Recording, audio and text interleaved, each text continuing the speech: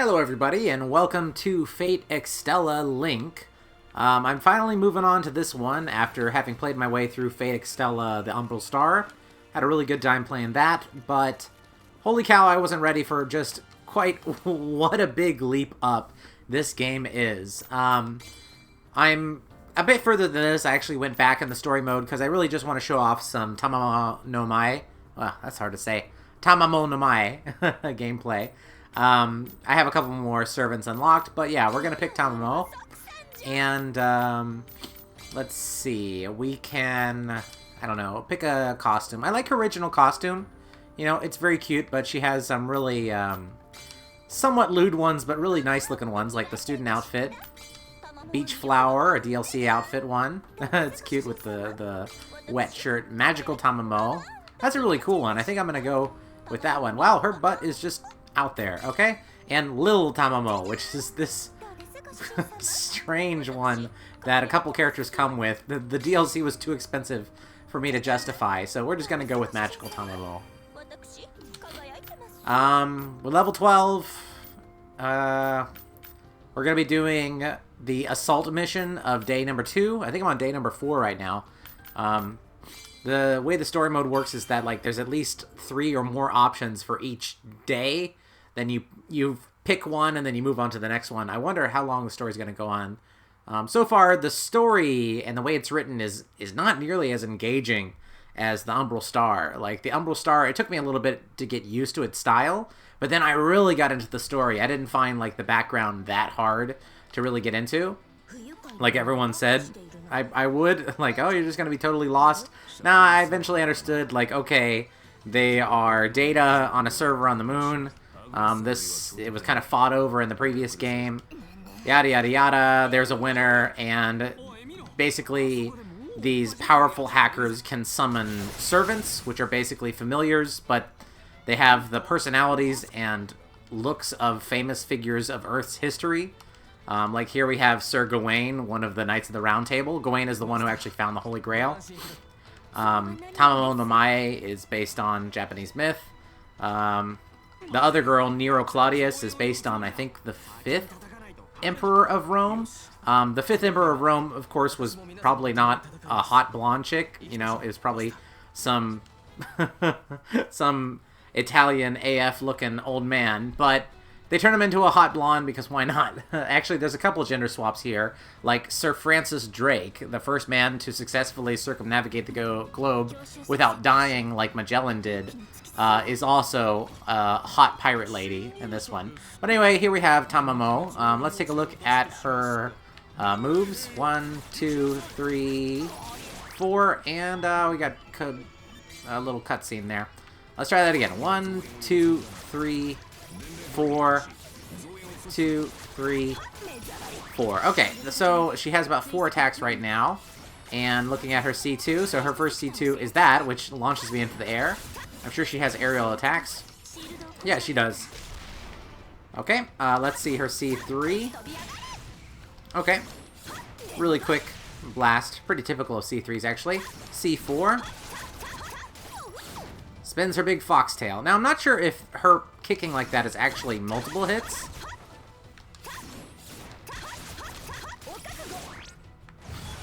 Not quite so sure. Anyway, I should probably do something in this mission, or I'm going to lose. So it looks like we have people that are going to be invading. About my only complaint with this game is the leave sector button doesn't seem to always register unless I let go of, you know, whichever direction I'm moving. Anyway, they've made a lot of improvements to this game from the previous one. For one thing, you don't have to just sit around and fight. You know, you don't have to kill like 1,000 units in every area in order to get the aggressors, or in this case the Shadow Archer and aggressors, to spawn. They've vastly increased the number of characters. The cast in the last one was a little bit small, and having tried them all out, not all of the movesets were particularly great either.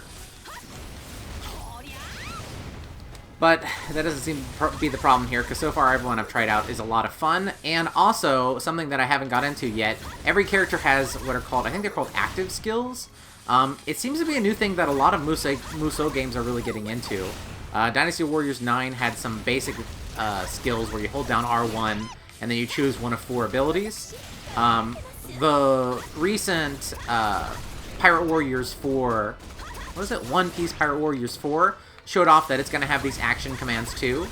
But little did I know that Fate Extella Link was already doing those. So when I hold down, in this case it's the R button because I'm playing this on Switch, you can see there I have, with Y, it's Curse Chaos Heaven, X is Curse Fiery Heaven, A is Curse Frigid Heaven, and B is Curse Thunder. And so these are like extra attacks, and depending on the color, it'll kind of have different effects. For example, the blue ones are mainly attack skills, and those come back based on time. Now, that used to be her C3 in the previous game, so they've moved some of her combos onto this. So you don't always have to go through so many hits to get these big moves that you want to do. Instead, some of them are right on command, which, after playing through it a little bit, I really like that. You don't have to, you know, always build up to these big combos by just, like, finding a place to send your attacks. Now, they can still have those, but the fact is, you just have more on hand right away. It makes some fights go a lot faster. And also, I really love the idea of the last one that I just did. It's purple because it stuns the enemy that I use it on. So, yeah, having ones that give different status effects makes that a really, really great system, actually. It looks like... Oh, yep, we just got invaded. I was a little bit too slow to stop them. But yeah, let's try to use this one where I stun. Yoink! Okay, I completely missed my targets. Try that again. Okay, that one has a little bit of a freeze effect. Probably does less damage, but in exchange freezes them. That's really nice.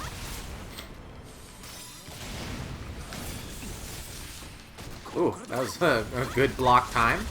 There's a lot of other things that I haven't even got into yet. For example, instead of a Musou attack, which was the Extella maneuver in the last one, I can hit A in order to activate my Moon Drive, which is kind of like a stronger focus state. A lot of Musou games have this, but what I can then do is each kill, I believe, grants me a little bit more charge into my Noble Phantasm gauge. That's the yellow gauge that's on the left near Tamamo's portrait. Okay, I think there's one more aggressor. Oh yeah, one more thing is that you can lock on to all aggressors, which you couldn't do in the previous game. Certain enemies that were, like, I think only enemy servants you could lock onto, but all aggressors you couldn't, which made it kind of a pain when you're fighting a bunch of them or kind of trying to find out where exactly they've gone. Oh, looks like we have someone who's going to invade my, actually two places that are going to invade my main base. So this is where using my Noble Phantasm, which basically nukes and kills everything in one area, is really, really useful.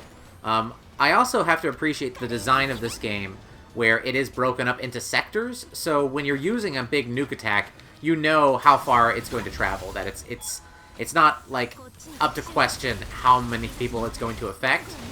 You know it's going to affect everyone in this whole place, in this specific sector, not, like, how far is this going to reach on the map, you know what I'm saying?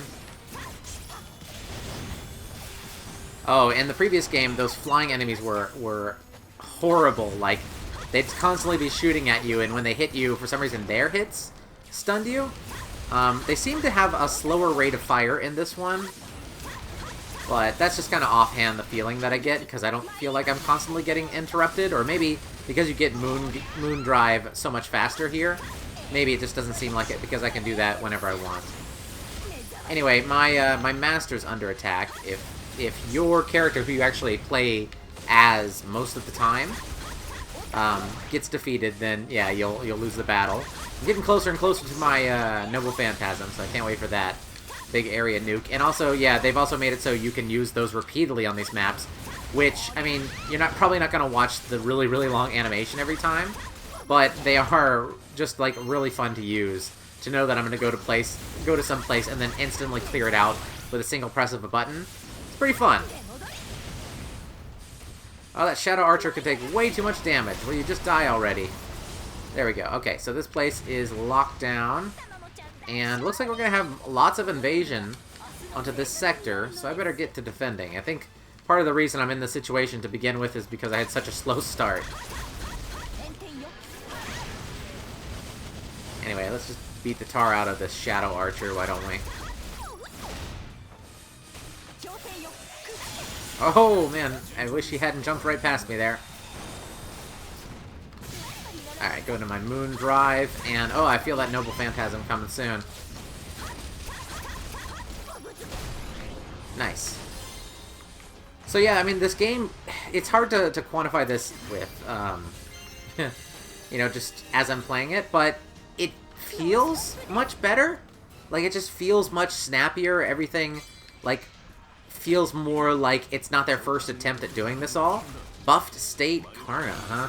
That sounds like someone I should probably avoid, and instead go to the next place that's about to invade my home, and just nuke it off the planet. So let's do that, why don't we? I still want to be, like, close to the aggressors, because it just makes me feel like it'll probably work, but... Anyway. Let's clear this sector in one sweep, why don't we? Another good improvement, which I don't know why they didn't do this. When your characters did Noble Phantasms in the previous game, they didn't give subtitles for this part. I mean, they're not really saying anything important. They're just saying cool anime lines, but still, it's nice to have it.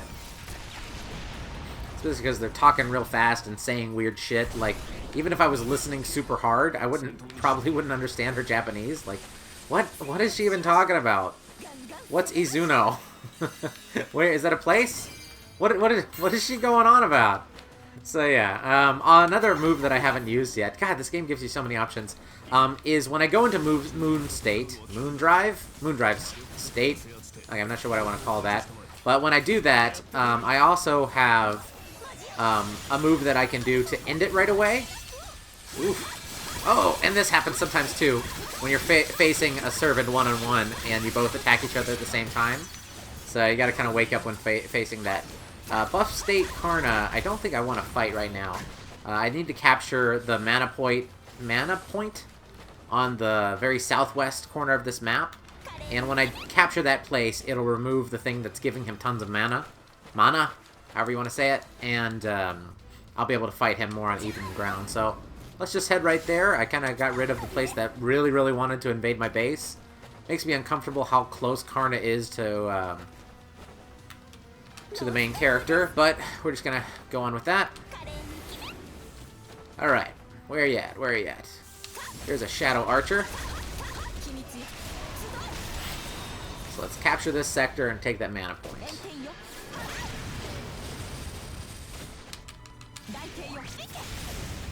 Got him! Stunned him with that. Yeah, that thing's slow to come out, but really effective. Nameless is crumbling. Sorry, Nameless, I can't back you up right now. I'm supposed to remove this buff on Karna. There we go. So, so far I've played mostly as the new character Charlemagne in the story mode, and he is a lot of fun to use too. Tamamo, I like how different she feels. I'm really missing some of her old combos, which I relied on a lot. For example, her big kicking and then jumping back in the air and then flying forward combo, I really like using on single targets. This is also a move that I used a lot. That one's now dedicated to an active command, which is fine. Okay, take this guy, and then the point should be mine. I'll be able to fight Karna even in this buff state. Instead of having to find certain circuits in order to get your Noble Phantasm, those items still do exist on the maps of this game, except now they just buff your bar.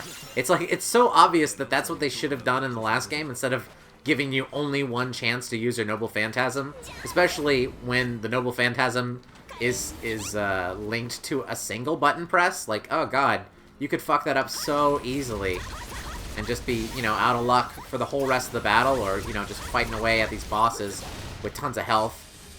Luckily, the AI in the last game wasn't very good, and you could pretty much always reliably knock them back with an attack like that, and then while they're coming back towards you, you know, get another big attack ready for them, and they're just going to walk right in with their guard lowered, and then they get thrown back.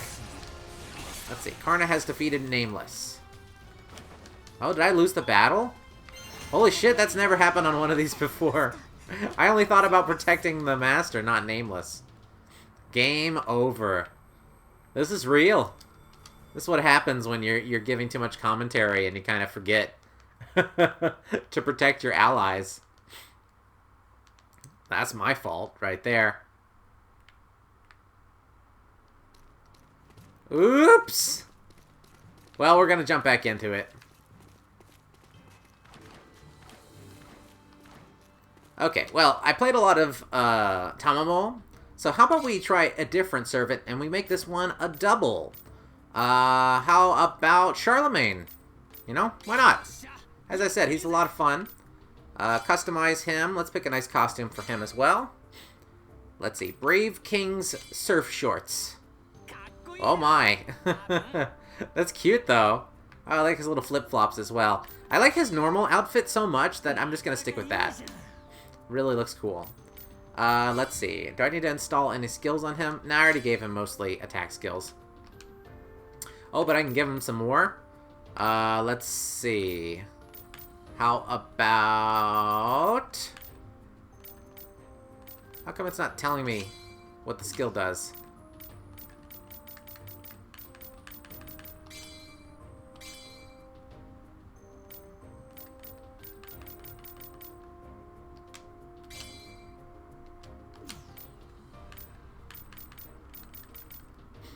Something seems wrong because it's just telling me the same thing about Imperial Privilege Lancer.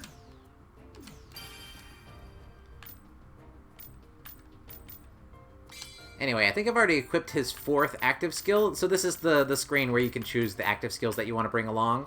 Let's see. Stuns enemies? Sure, let's put that one on the X.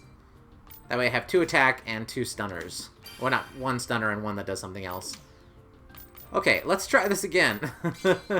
Maybe if I'm less of an idiot. The battle seemed to be about like I was on level for it, even though I was on normal and level 12. I still somehow managed to lose. Oh well. I'll just blame my own hubris.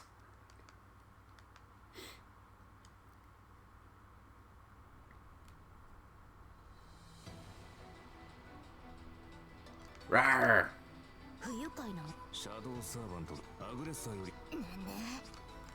Alright, we're gonna skip the story section and get right to it. Tamamo's Resort. I love how gaudy it is. Really fits her character. Okay, let's head west. I'll try to show what he can do actually into the battle. Not waste this early time that I have. Stop their messengers.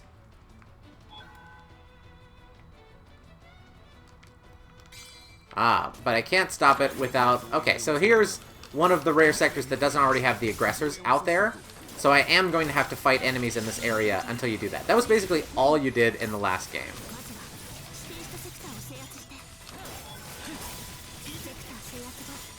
Yeah, I know the messenger is moving, but I can't get there. They've locked the territory down.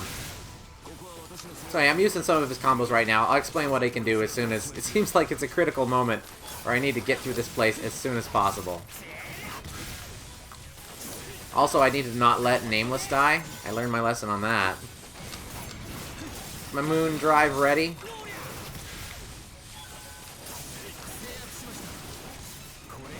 Yes, it is. Okay, so it's easy to fly past enemies in this game. I had someone ask me on Patreon, and if you're watching, this is for you, buddy. Like, how do you prevent yourself from flying past enemies? And the secret that I basically discovered, which I'll need to play with some more, is that your first attack needs to hit the enemy. Then your character seems to sort of auto-target the rest of their attacks right onto the enemy, versus if you try to start your combo without hitting them first, you will fly right past them. I took over this place. Why is it still locked?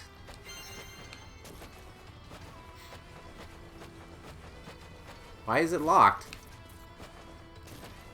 Take the sectors, and okay, so I need to take that other sector in order to get the shield down? Well, okay.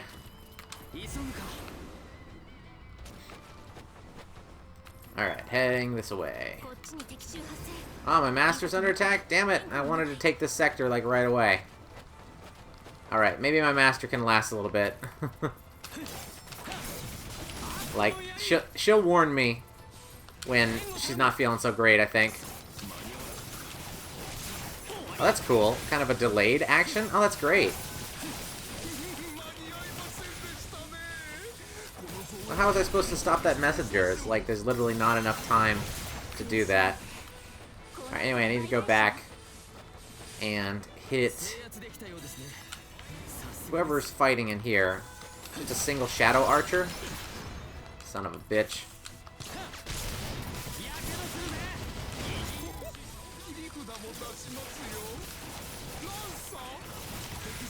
Oh, cool. It just increases my DPS, it seems like.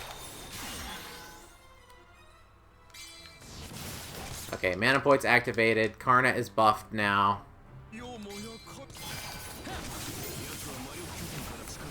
where's that jerk? Come here, man. Okay, he's taken out. Is the messenger still on the battlefield? No, it looks like they're gone. I don't know how I was supposed to get them. Especially when that top left sector needed me to just fight there for a little bit.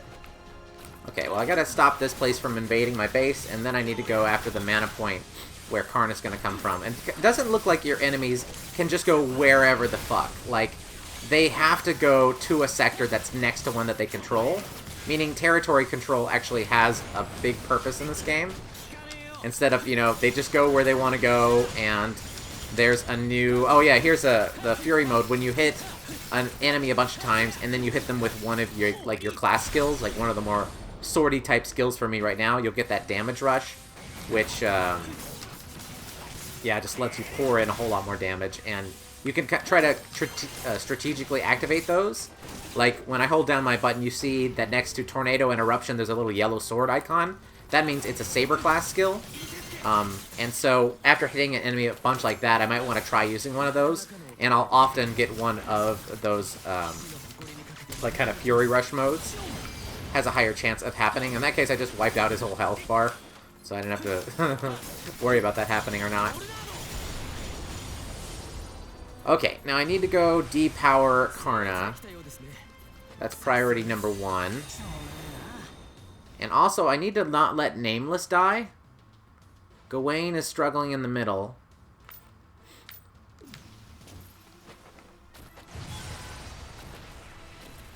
I lost a sector. Wah wah.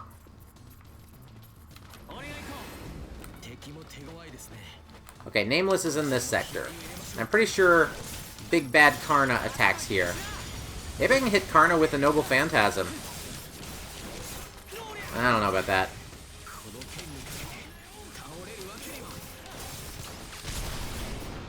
Okay, Shadow Archer down. Ah, but the enemy in that other place is going right for my home base.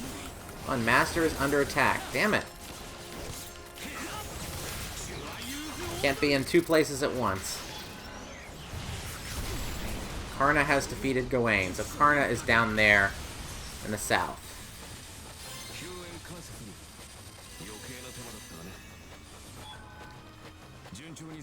Okay. We're gonna skedaddle right past Karna. We're gonna go Noble Phantasm in the southwest corner, and then we're gonna go back and defend the Master and Nameless at the same time? Question mark? I think that's how I'm gonna deal with it. This is a tricky battle. And I'm like at day 4. This would have been even harder if I was at a level for it. That's crazy. Okay, I'll try this out. I'm going to use my Noble Phantasm, even though I'm not anywhere near the aggressors, and see if it takes them out. Let's go ahead and watch Charlemagne's Noble Phantasm, though, because these are always entertaining. It's like a summon in Final Fantasy or something. With how elaborate it is, I love it. Yeah! This feels like Kingdom Hearts right here. With all the color-coded swords and whatnot, they might as well be Keyblades. Alright, so it wasn't anywhere close to the enemies, and they are all taken out. So it is just like an area-wide nuke. Alright, Nameless is under attack.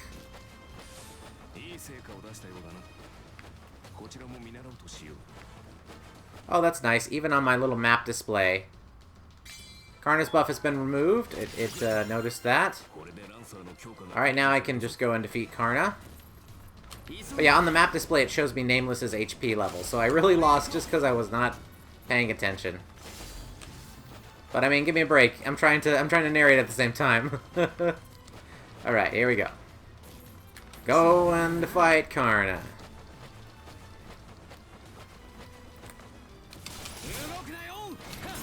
Okay, that move needs to be used right up on an enemy. Ouch.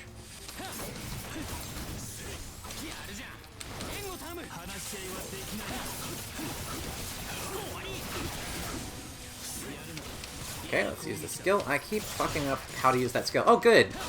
So there's a great system in why this game is called Fate Extella Link.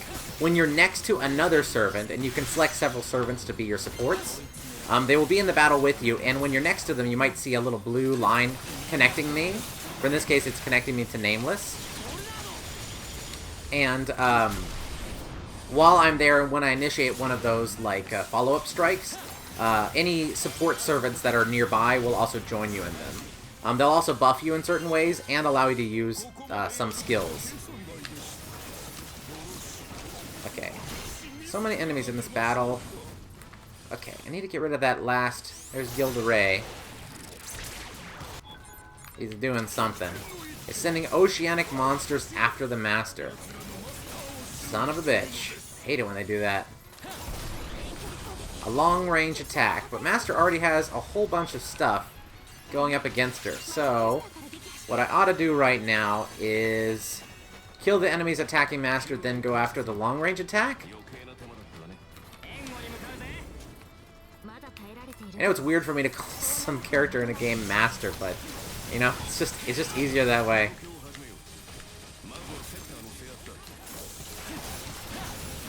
Alright, take Shadow Archer out. The Master took damage, yeah, I know. But at least I have time damage on that. These are in this area, and I don't want them to be.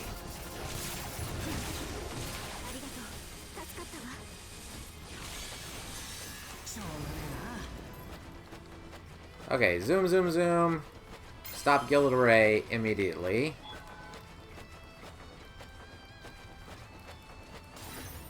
Looks like her health went back up. Possibly because I cleared the area.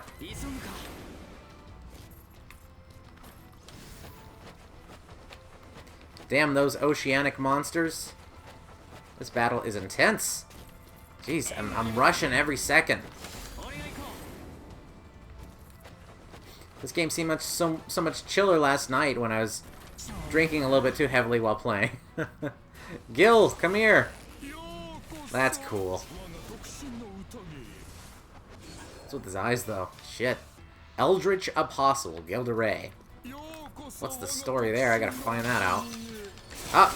Battle time! Bring it on!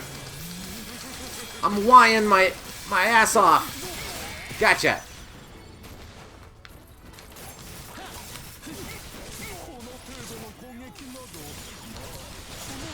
Aha! I was hoping that would initiate. I hit him for such a long combo and then used a class skill. And his health is just disappearing.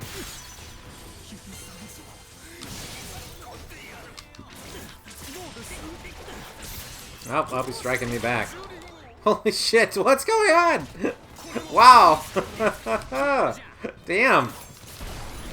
Alright, got him. The Master's safe again. I can clear this area. In fact, I can start. I'm gonna try to clear out the east side of this map. The sea monsters are over. What a relief. Yeah, you're telling me.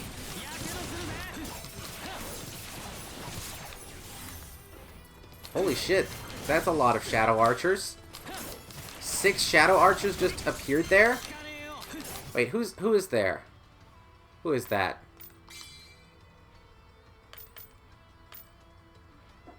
Oh, Nameless is fighting all of them. Looks like I need to get my ass over there. I don't want to have another game over situation on my hands. Alright, I'm busting my ass to get there. ASAP.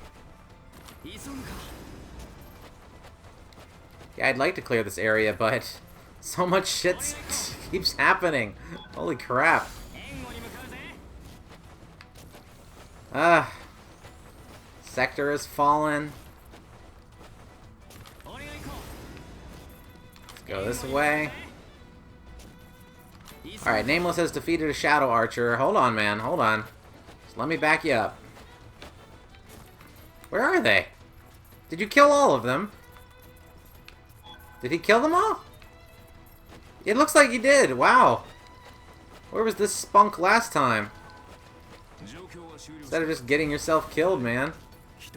One thing is that your allies will take other sectors for you. It's such a good feeling when they do take care of things by themselves. You know, you don't have to babysit absolutely everything. Come on, follow up on this guy. Ah, too bad. Oh, but my drive is ready. Come here.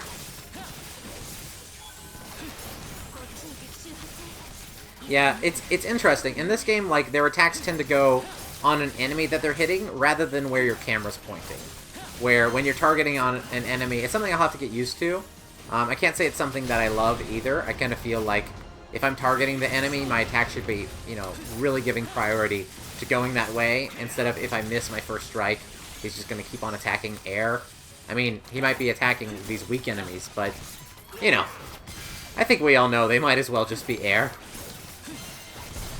Usually the point of them is being efficient and mowing them down so that you can, you know, get your KO goals.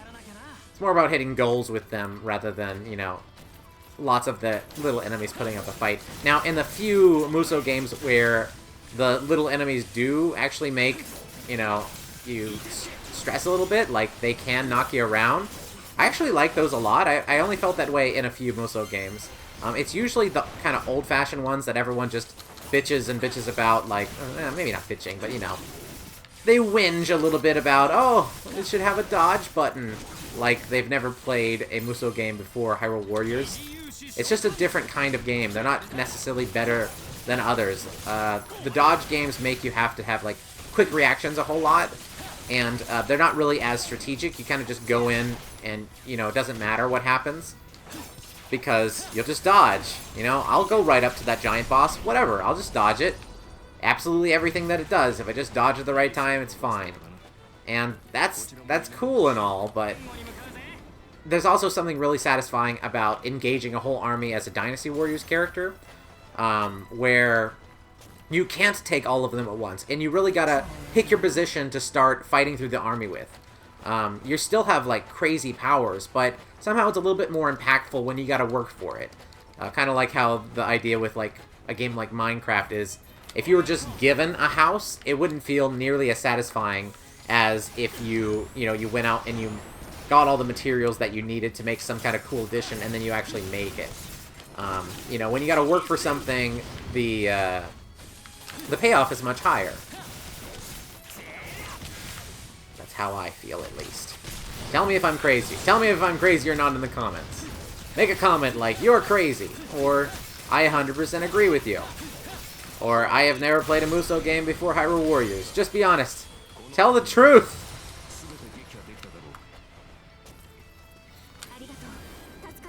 Okay, I feel like we can start turning this fight around. Oh, and I get to fight Lu Bu. Awesome. Yeah, speaking of Dynasty Warriors, Lu Bu is in this game. Did you know that? He's a Berserker class servant, which means he's given up his brain in order to just be granted tons of power.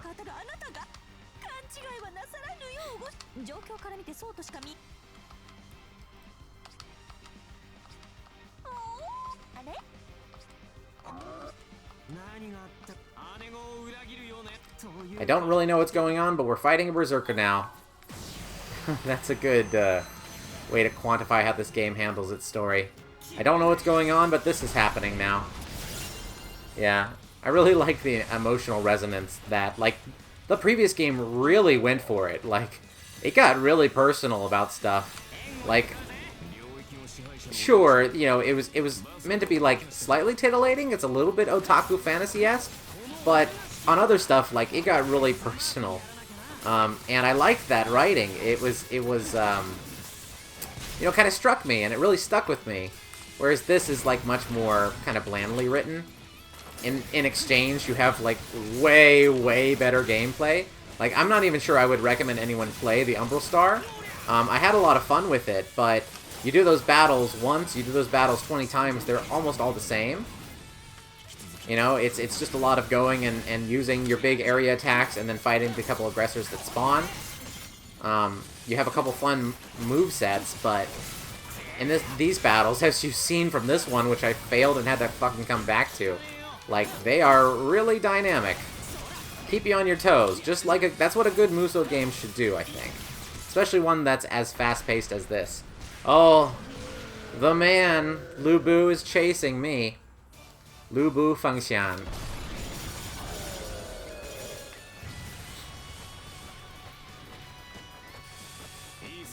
Pretty sure everyone, like, I assume that the developers were, I mean, I'm pretty sure that Lu Bu made it into the Fate series back when they were, you know, visual novels. And I assume that the developers did that because they were probably Musou fans, or it's highly likely, you know, they just liked Three Kingdoms games. Or, sorry, the Three Kingdoms story. Which is really, really, really popular in Japan, of course. I mean, you see dramas and stuff for it in Japan and China and Taiwan and, I don't know, probably Korea. I don't know too much about Korean dramas. But when you actually get into it, you find out that Lu Bu's not that great of a character. He's a great, like, the way that he's just so powerful that people have to figure out a way to deal with him. He's great at inspiring other characters to do good, but in life and in the story, he's just a big asshole who only cares about himself and is constantly betraying people. And I really like his end when another character that I did on Warriors Wednesday, Cao Cao, had him captured. At least how it's depicted in some versions of the story. You know, that's as much as I can say. But Cao Cao had him and another one of his generals captured, and they kind of did a test to see like how quickly they would renounce their former lord. And of course, Lu Bu does it immediately. The other fighters I want to stay loyal. You can kill me. So because Lu Bu's loyalty was so easily thrown away, you know, they killed him because, you know, you can't trust a wild dog. I think that was how Cao Cao put it before he had him executed. Yeah, there's a period of time where Lu Bu tries to, you know, sit just as high as everyone else, and he fails miserably. He accomplishes almost almost nothing. His great castle, which I'm sure he could have defended on his own, just gets in a flood trap, and that spells his doom. So it's a great story. I love the Three Kingdoms, and yeah, I suspect that the developers are big fans of them because they went ahead and made this game, which of course you got to include Lu Bu in a Musou-Like. Almost every Musou game has a Lu Bu, whether it's, you know, Volga and Hyrule Warriors, or it's what's his name? Honda? I think his name is Honda Taka something. I forget. I haven't played Samurai Warriors too much, but there's a character that's very much like Lu Bu in that. And here we actually have Lu Bu. Historically, this is basically as close to Lu Bu as you're gonna get in this digital world. Bring it on, Lu Bu. I'll fight you.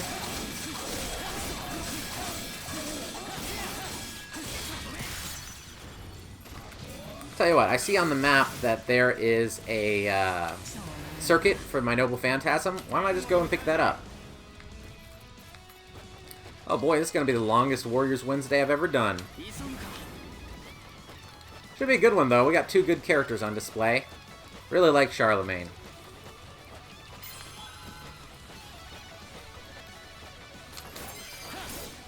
Oh, that's a full Noble Phantasm. Let's go destroy Lu Bu with it. Well, there's something else here. Okay, I don't know what these purple things are, because that one's not lit up, so I can't appear to do anything with it. It's a purple light. Are you just a purple light? I think it's just a purple light. Just a little bit of set dressing, it seems. Lu Bu's chasing me everywhere. I'll fight you, brah. Bring it on. Yeah! This will probably just finish him, because in this game, Noble Phantasms are really, really strong. They were strong in the last one, but, you know, if you're fighting a boss, it might just take away, like, half of their health. Lu Bu's still at, like, 75%, but I'm pretty certain this can kill him. Should I fast forward? I feel like I shouldn't. Let's just watch him be awesome. Go, Charlemagne! Use your swords.